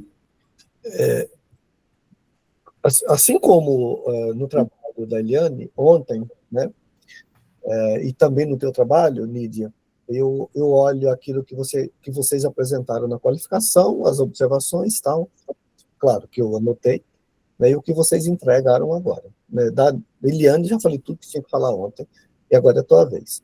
Assim, é impressionante o resultado que você está apresentando agora no trabalho final, e para mim, quantidade não é questão de principal, mas assim, você praticamente dobrou, né, 100% do que você tinha apresentado, né, logo no início, né? E tem a parceria aqui e a contribuição generosa e de conhecimento extremo do professor Francisco, então é um outro privilégio, né? Porque eu não sou exatamente da área que estuda a língua mas na minha área de orientação é óbvio que eu preciso aprender mais, né? Eu estou aqui coordenando o Atlas Linguístico do Estado de São Paulo, isso não é moleza, faz tempo que eu estou fazendo isso, né? E tentando contribuição de muita gente, e considerando a complexidade do Estado de São Paulo, que também tem língua indígena, tem comunidade indígena, é um lugar, é um estado de multilinguismo. Quer dizer, todas essas minhas experiências e leituras dos trabalhos que eu tenho participado, tudo isso é um aprendizado. Na verdade, eu não estou bem aqui como avaliador, assim, é o cara que sabe. Não, a gente tem. A única diferença entre mim e você, Nídia, é que eu só estou um tempo anterior, né, nessa brincadeira. Né? Mas, considerando o seu assunto, eu sou um menino, né? Eu não fiz nenhum trabalho específico como você fez e como a Eliane fez. Ontem eu confessei para Socorro que disse assim, uma inveja boa dela ter orientado vocês, duas, né? E porque é assim que a gente aprende. Quando a gente orienta um trabalho, a gente aprende demais. A gente aprende muito, muito, muito, muito, né, com os nossos orientandos. E quando pega alguém, né, com o compromisso que vocês apresentaram, né, a Eliane e agora você, né, isso é emocionante. Né? E eu estou falando isso com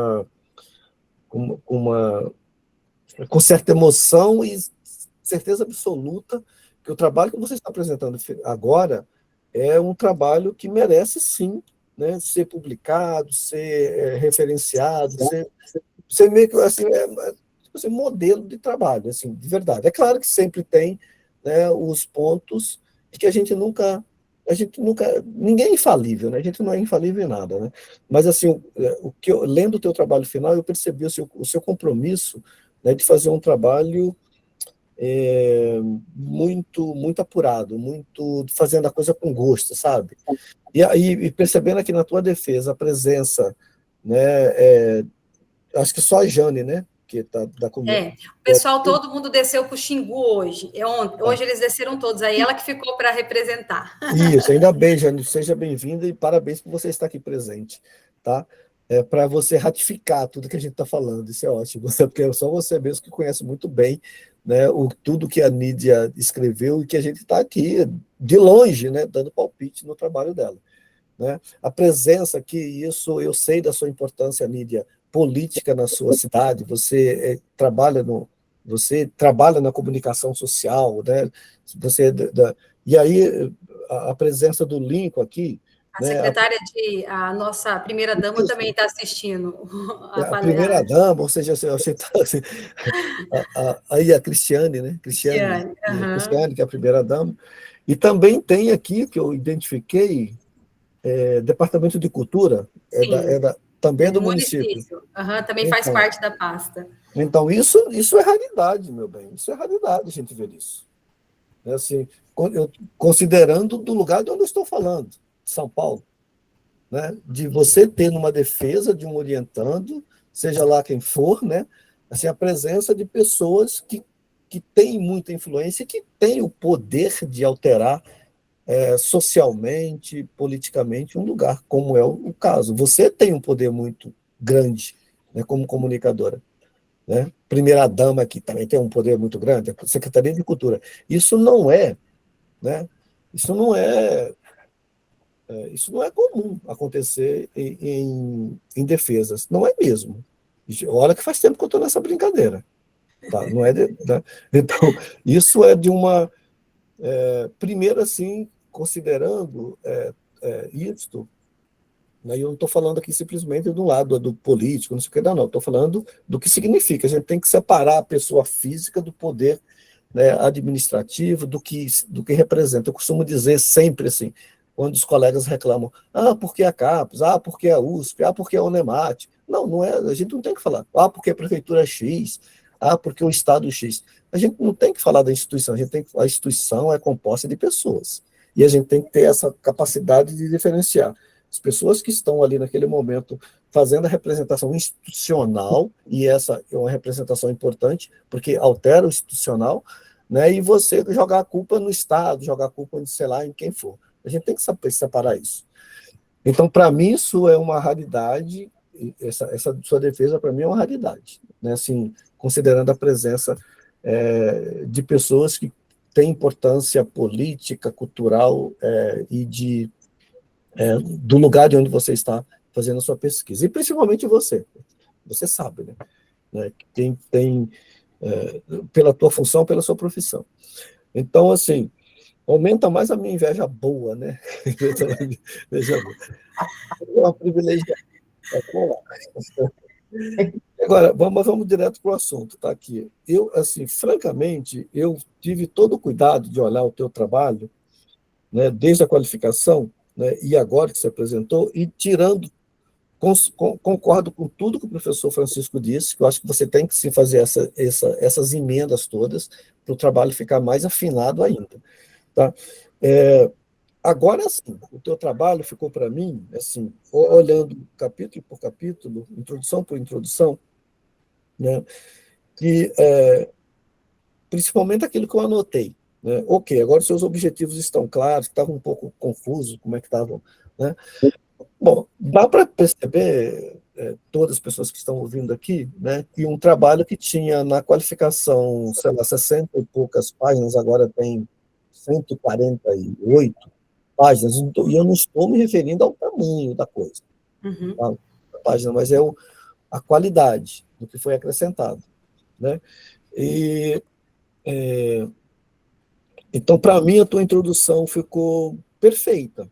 Eu até escrevi aqui, ó, a introdução está perfeita, a descrição dos capítulos agora sim a descrição está muito interessante. Daqui a pouco eu volto no resumo. Aqui no resumo só tem uma sugestão para você fazer. Tá?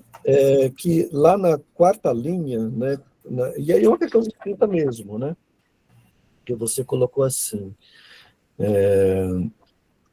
Não, vamos pegar o período, né, que está no meio da segunda linha. Assim, para desenvolver o tema, definimos como objetivo geral analisar a situação sociolinguística deste povo em ambiente de bilinguismo. É aquela mesma questão de ontem. Não sei se você assistiu toda a defesa ontem da Eliane, né, a questão de bilinguismo, porque mesmo nas suas análises, você coloca aquela pizza, né, de análise, aquela representação, e eu estou falando especificamente, acho que da página 50, não, daqui a pouco a gente chega lá, né? E você fala, é a língua portuguesa, a Caiabi? A língua Caiabi e outras. Né? Uhum. Quando você fala de outras, já estamos além de bilinguismo, né? Sim. Então, eu levei, professor, a bilinguismo, que foi a base do estudo, né? Que eu fui com o objetivo mesmo do Vai-VT e do português. Mas aí, dentro disso, eu detectei, né, outras línguas, né? E eu até descrevo depois no meu trabalho sobre isso. Sim, lá naquele capítulo lá que você fala das línguas, etc. Coloca contato linguístico 2 pontos e coloca todas as situações, ficou perfeito. Tá? É só assim, quem faz a leitura rápida, né? Entendi. Tá, mas tudo bem. Mas a minha sugestão é, eu não sei se caberia aparecer a palavra identidade, foi a mesma questão de ontem, tá? Tá. De identidade, não sei se ideologias resolve, mas lá na frente resolve isso. O seu questionário tem, né, as questões de identidade. Perfeito. Sim. Né? Sua análise, para mim, está maravilhosa. Perfeito. Eu já tinha dito isso na qualificação, se não me engano. Tá? Mas eu me refiro ao resumo. Sim. E aí, então, na sequência, fala assim, o povo em ambiente linguístico, considerando suas ideologias, vírgula, crenças e atitudes, e aí você colocou vírgula numa população de 70. Sim. A questão do número aí, eu ia levantar, mas o professor Francisco já resolveu isso, né? E você sabe. Mas aqui é só uma questão mesmo, eu acho que ao invés de você colocar vírgula uma população, ou a minha sugestão é que você colocasse a contração numa população, não em uma população, porque a construção, aqui é a construção mesmo de texto, sabe? Sim. O período ficou truncada quando você coloca essa vírgula depois de crenças e atitudes, vírgula, uma população de 70 moradores vivendo no Parque Xingu, etc., lá na Marcelândia, Mato Grosso. Eu acho que colocar o N antes do uma, né? Numa, Tá. aí acho que fica melhor. Tá? E acho que você poderia, sim, não sei se isso é possível, né? Aparecer o termo identidade no seu resumo, porque você faz isso lá, tá? Mas é só esses dois, a questão do resumo. A introdução, para mim, está perfeita, a descrição dos capítulos agora também está perfeita, para mim está perfeita, tá? Não vi nada demais. O seu capítulo 2, então, para mim, ficou. Agora está tudo bonitinho, sabe? Para mim, essa é a minha visão, está tudo redondinho. As leituras são leituras, né? Então, quer ver? Deixa eu ver aqui. Eu anotei na página 20. O que eu anotei na página 20 aqui do seu capítulo 2? Deixa eu ir. Dá um instante. Ops. Ixi, passei demais aqui. Só um instante. Eu anotei página 20, mas acho que não é nada nosso, que é só elogio mesmo. Tá? Ai, que bom. Tomara que seja, né? Tomara. 20, cadê? É que eu escrevi aqui no seu capítulo 2 assim, perfeito. O seu capítulo 2 está perfeito. Aí eu coloquei página 20, 20 a 46. Ah, não, acho que era só para dizer que, né, o seu capítulo da página 20 a 46 está perfeito. É só isso. É só isso. Não tem nada ou seja, é elogio mesmo. Tá? O capítulo 3 de referencial teórico também, para mim, ficou bom, considerando aquelas alterações que você tirou, né? Você tirou aquela coisa. Eu até escrevi assim, agora sim, você tirou aquelas adjetivações, né? De grande pesquisador, não sei o quê, e tirou o Bakhtin da jogada, né? Bakhtin tem que estar aí, que você não está fazendo nada a respeito, né, com a teoria do Bakhtin. Para mim, o seu capítulo também teórico ficou, agora sim, como eu escrevi aqui na minha observação, tá? Agora sim, eu anotei alguma coisa na página 49. Eu só coloquei um ok aqui, mas deixa eu ver, que eu desconfio também que seja elogio puro. Você vê que eu gostei bastante desse resultado final das contas. Que bom! Gostei mesmo, sabe? Gostei demais. 49, referencial teórico, o que eu anotei aqui? Tá, já sei. Porque aqui tem o subitem 3.2, né, que você fala línguas em contatos, aí 2 pontos, você vai discutir aqui o monolinguismo, multilinguismo, bilinguismo, plurilinguismo, essas questões teóricas sobre esses termos. Eu só coloquei ok, né, porque para mim está tudo certo aí. No capítulo 4, é algo que parece bobagem, e é bobagem mesmo, porque é uma questão só de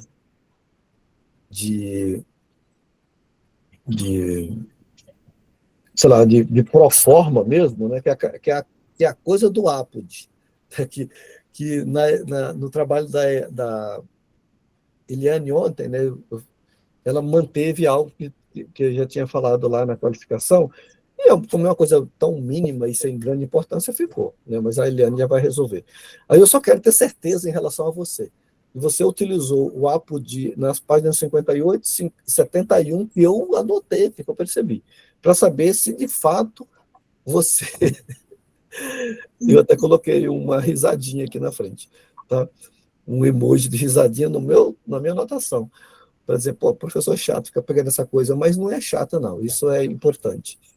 Tá? Assim, porque às vezes seu trabalho tá tão bom, aí alguém vai lá e olha esses mínimos detalhes, tá tão bom, não tá tão bom assim não, porque escreveu aqui exceção com C cedilha, entendeu? Qualquer coisa assim.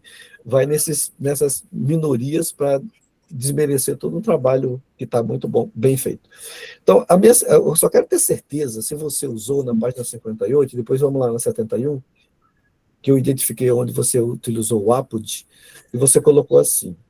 Eu já tinha tratado disso também lá na qualificação, quando você cita o Marcelo Krug e o Johann Stefan, os dois amigos e colegas, né, de onde que você se utilizou para adaptar lá o questionário, né, sobre identidade política, tal, identidade linguística e por aí vai. E aí você colocou assim, o questionário composto, na página 58, tá? O questionário composto por 31 questões passou por uma adaptação e teve como base os trabalhos de Krug, 2004 e 13, e Stefan, 2007, e aí você colocou um APOD Friso, 2017. Então, professor, o que acontece? A Friso, eu segui o trabalho da Friso, e a Friso que seguiu o trabalho dos dois. Então, é só essa inversão. Aí eu fiquei com medo de não citá-los, porque a Friso tirou deles. Então, eu achei que seria tipo, né, eu fiquei com medo, assim, falei, vou colocar, depois eu vou rever isso daí. Até eu ia perguntar para a professora e acabei esquecendo. Não, então você citou certinho. Né, que eu não posso falar. É deles, a Friso tirou deles, então, né, certamente. Perfeito. Então tá certinho o APOD. Tá certinho. Tá, então tá bom. A fonte primária não foram. Não. Né? As fontes primárias não foram os trabalhos do Marcelo Krug nem do Johann Stefan, né? Foi da Friso. Ambos. Isso. Então, perfeito. Então, imagino que o 71 também esteja na mesma onda. O que é o 71? Peraí, deixa eu ver lá.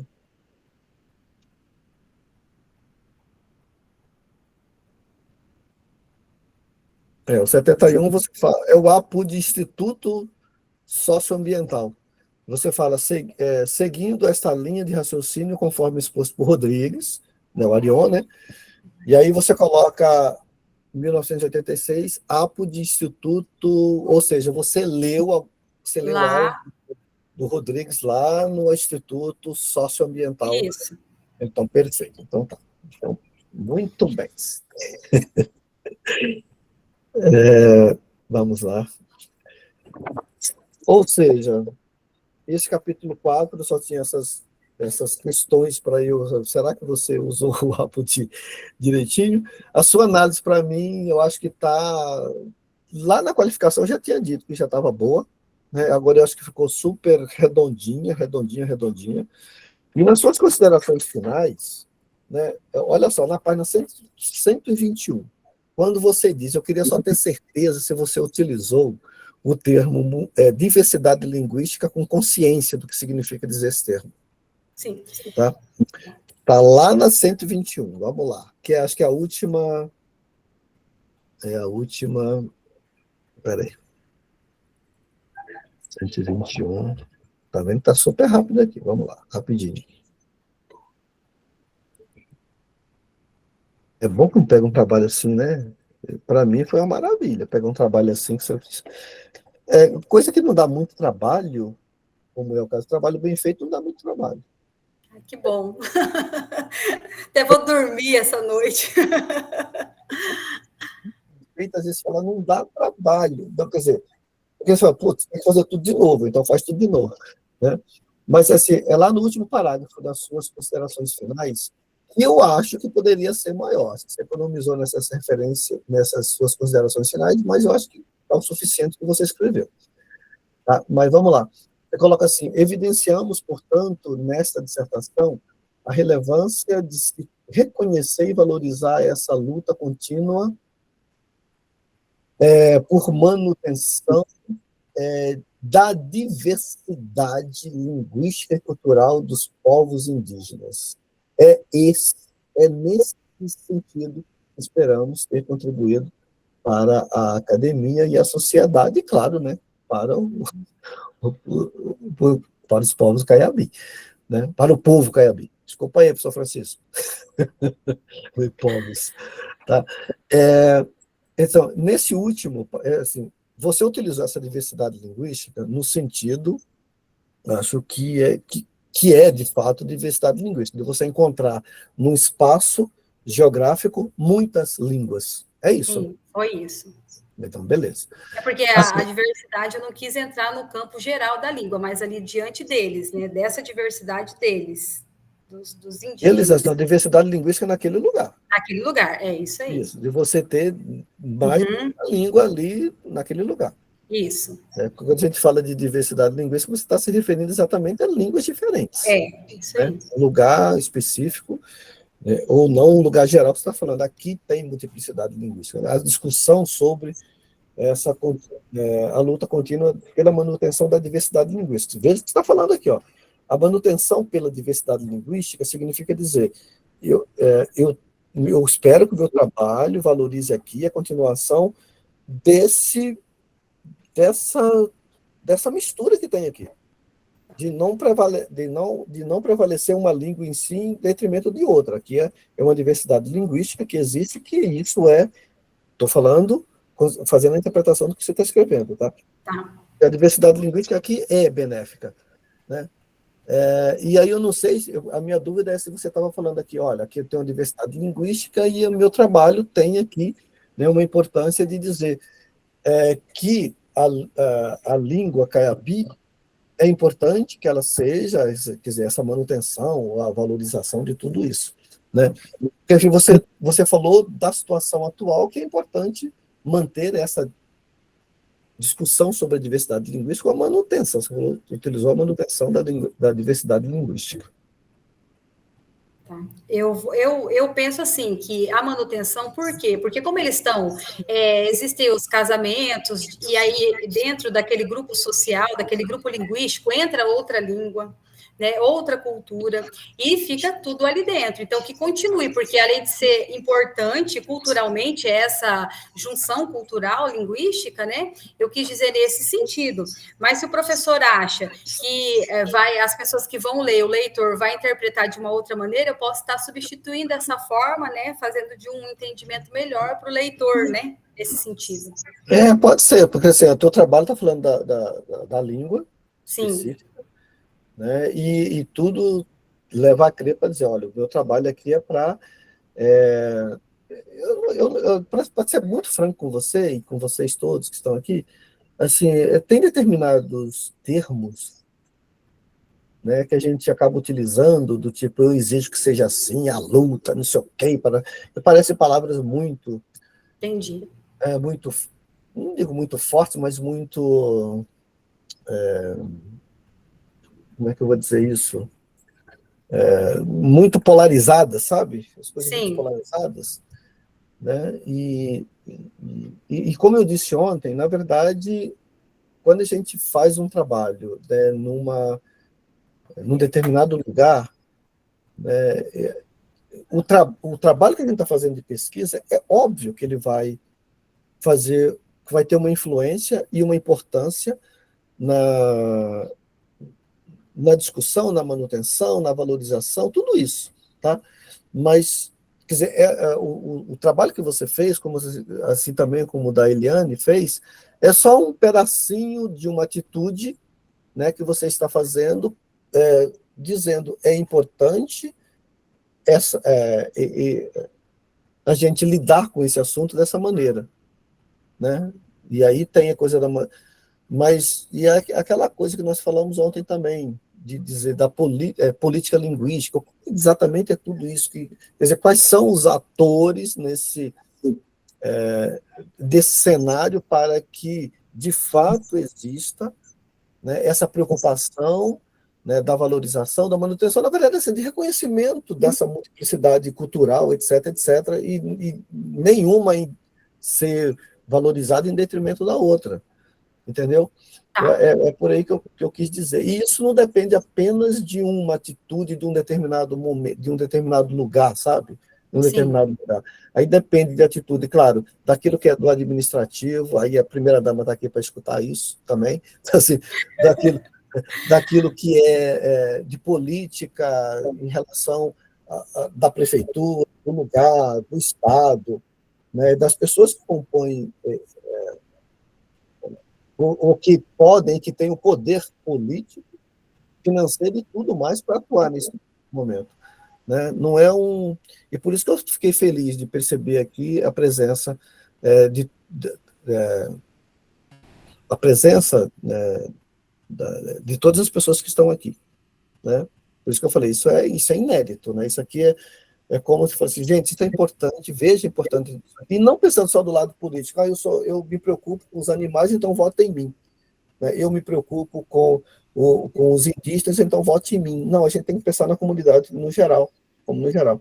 Então, você falou só dos cachorros, tem que ter gato, cachorro. Tá.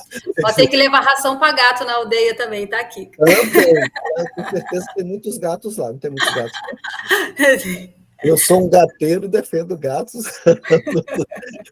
Essa história de dizer que gato é independente é uma grande bobagem. Gato se vira. Mas né? nas aldeias, é o cachorro, né? A maior presença de cachorro. É mais de cachorro. Mais de cachorro, né? Porque o cachorro também tem uma função, né? De auxiliar naquela coisa toda. Né? Os gatos são de caça também, né? Tem a função da caça. Mas os gatos que estão certos, sabe? Os gatos são mas eles não são independentes, eles também são muito dependentes e fazem muito bem a gente.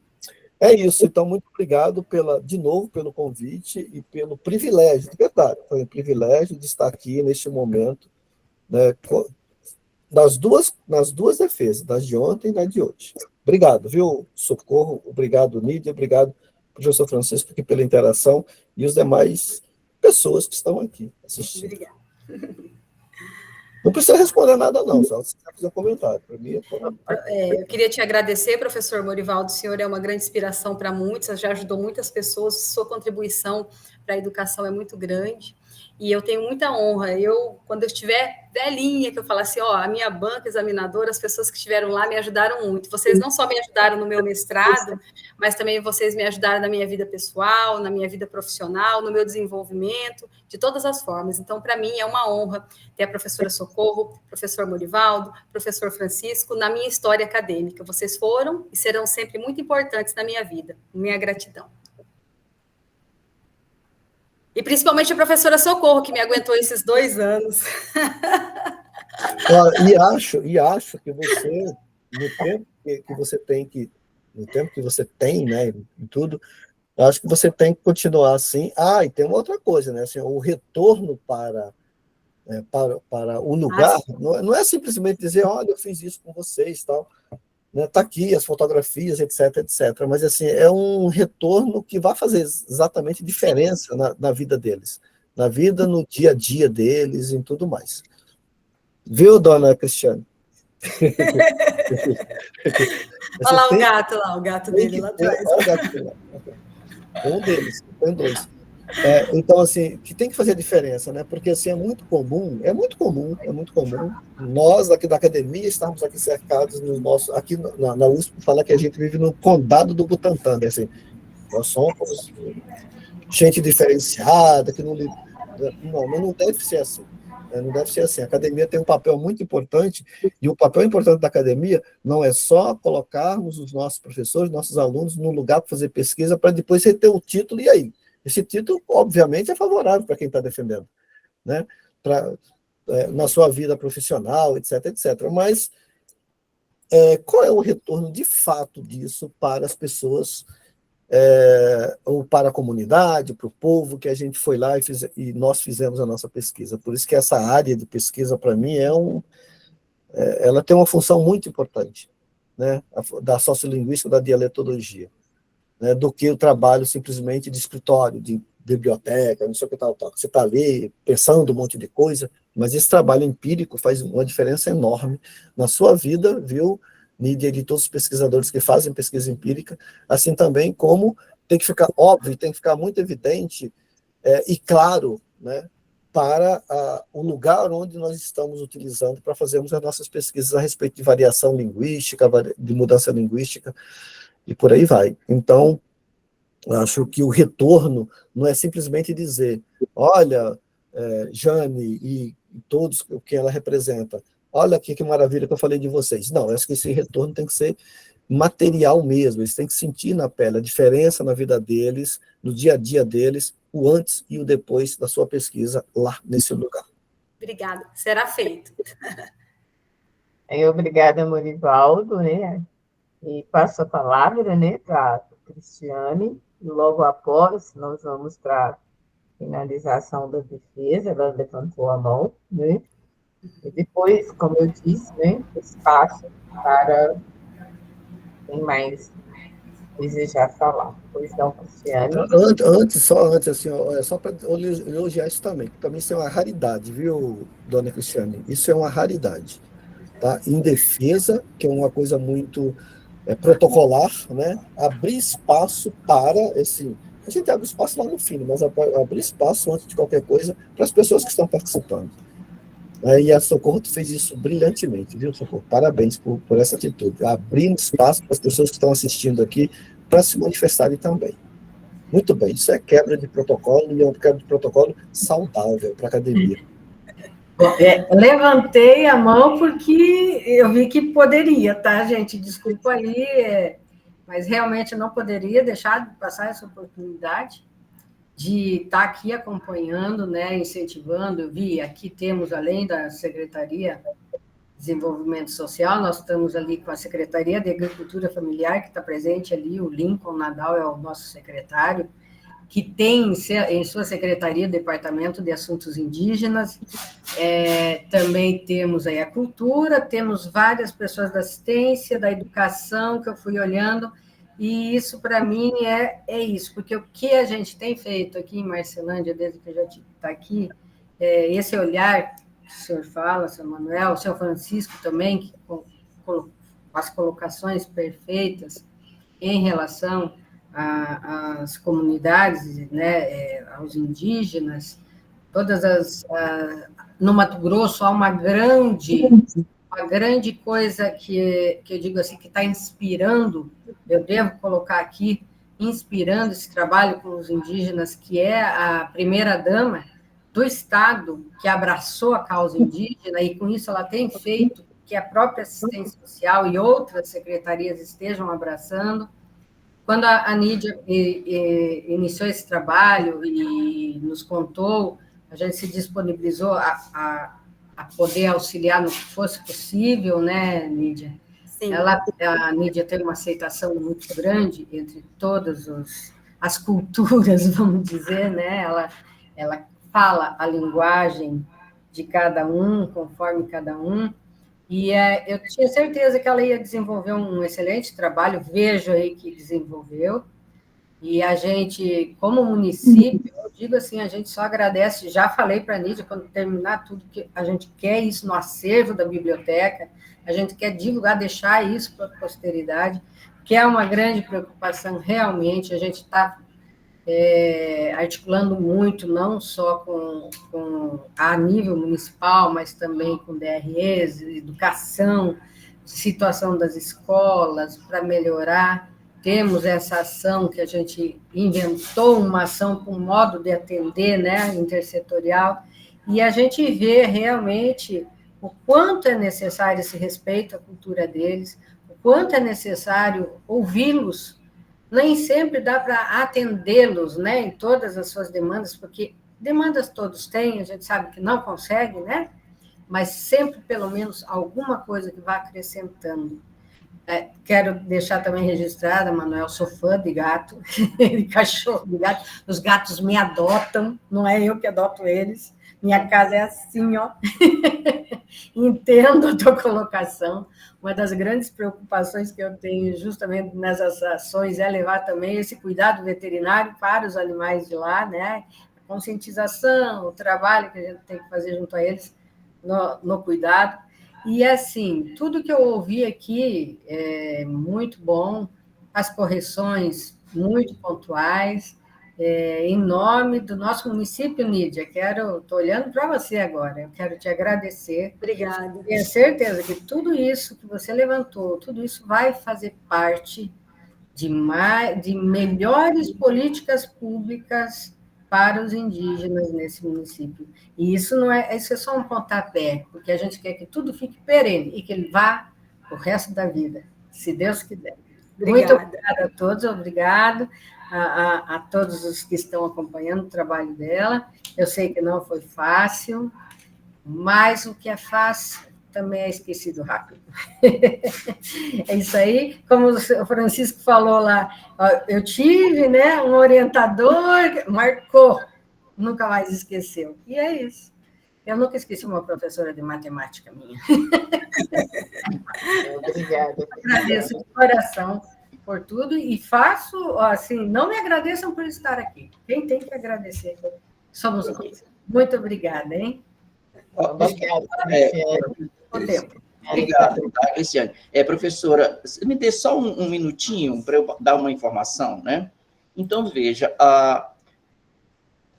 aqui no estado do Tocantins tem um projeto do TRE que chama Projeto Sociopolítico. É um projeto que o TRE vem desenvolvendo, acho que desde 2010 ou 2009, nas aldeias de todos os povos indígenas do estado do Tocantins. E eu passei a fazer parte desse projeto em 2018, tá? Esse projeto, ele já alcançou assim, como é que eu te falo? Ele já alcançou um nível, o tamanho, que agora, no mês passado, nós estivemos nessas ações, apresentando o resultado das ações do TRE do Tocantins em Palmas. E um juiz do TRE de Mato Grosso, tá, veio para cá exatamente para verificar como é que estavam as ações do projeto aqui no estado do Tocantins para levar para o Mato Grosso, tá?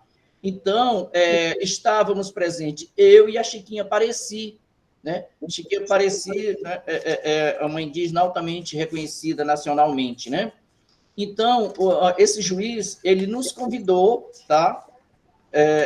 E ele disse que ia ter logo uma reunião com a Chiquinha Pareci, logo que ela voltasse para o Mato Grosso, e que esse projeto seria implantado aí com os povos indígenas do Mato Grosso.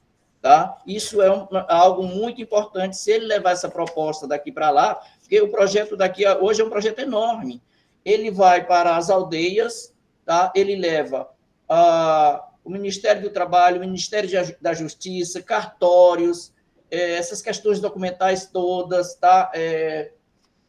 Tem várias ações sociais dentro das aldeias, né? Defensoria Pública, tá? Todo esse povo eles levam. E o resultado, logo no início, a sugestão que eu dei e o TRE acatou foi que nós fizéssemos um livreto informativo para todos os povos indígenas do estado do Tocantins. Esse livro ele é bilíngue em português e na língua indígena. E o TRE daqui é muito preocupado em como e quem os povos indígenas votarem, né? Então, é um livro de instrução. E uma das sugestões que eu dei na época, e alguns povos já adotaram, é utilizar essa cartilha como material didático. Tá? Então, por quê? Porque aí, no momento em que eles começam a trabalhar né, essas questões, né, políticas eleitorais, que é o caso, né? Então, isso é muito importante para eles se conscientizarem. E esse juiz aí do Mato Grosso, inclusive, eu tenho até o contato dele, só que ele não entrou em contato comigo ainda.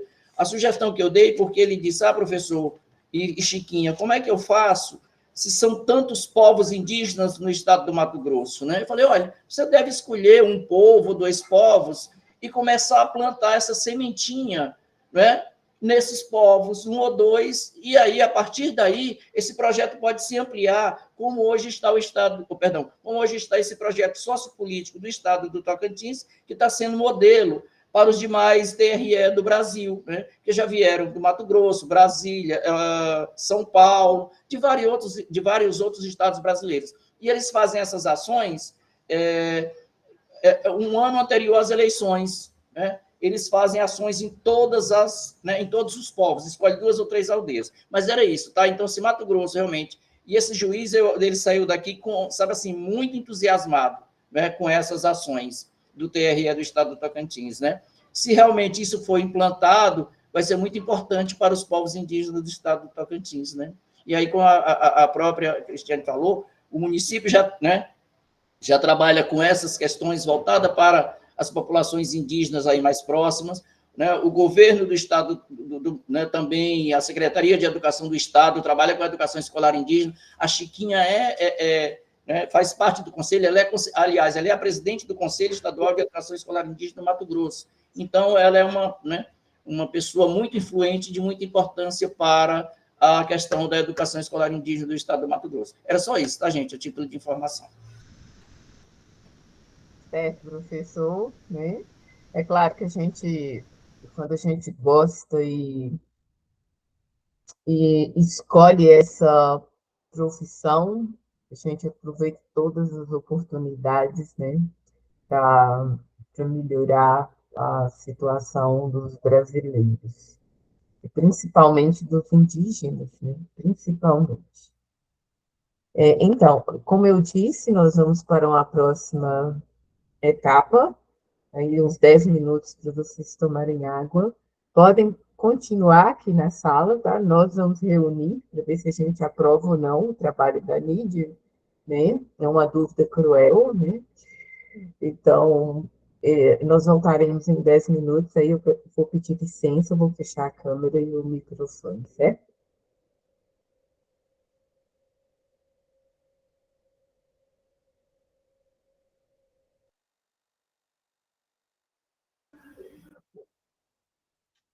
Oi, Nid.